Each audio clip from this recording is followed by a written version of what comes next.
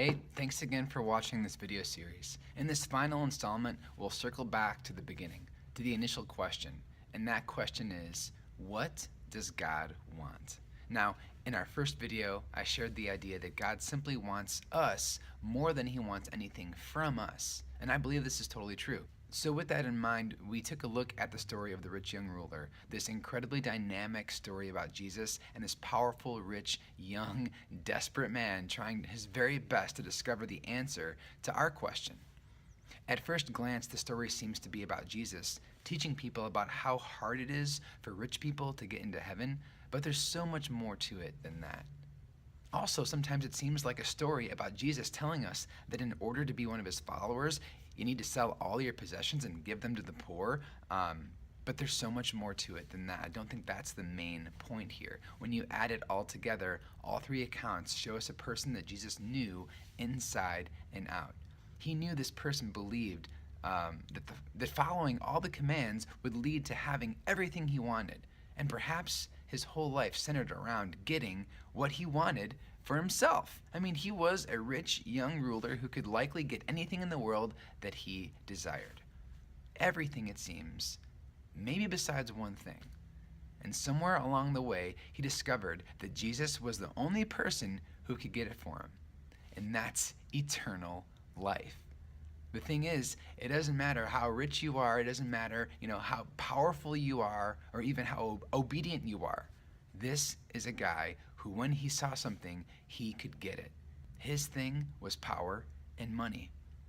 Jesus knew it, and that's why it's the very thing he tells this man he needs to give up. It was in the way for this man, for him.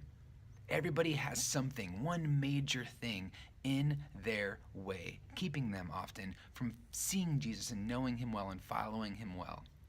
Everybody Jesus meets, he doesn't tell them that they need to give up all of their money and all their possessions and sell them to the poor.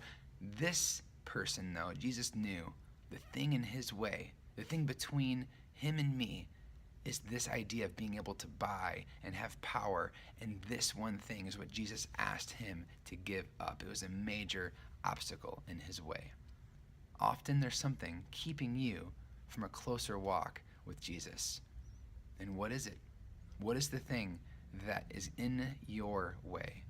For this man, it was this idea of maybe trying to possess everything that he could possess, but money couldn't buy eternal life. So, what does God want? Well, in addition to just wanting us and having us, once he has us, let's make him first. Let's make him first. There's stuff that is in our lives that competes for that first place position in our heart and in our mind. And for this rich young ruler, it seems as if his possessions were too great to give up for Jesus.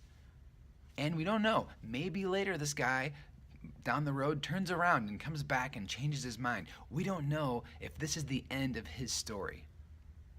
But what will the end of your story be?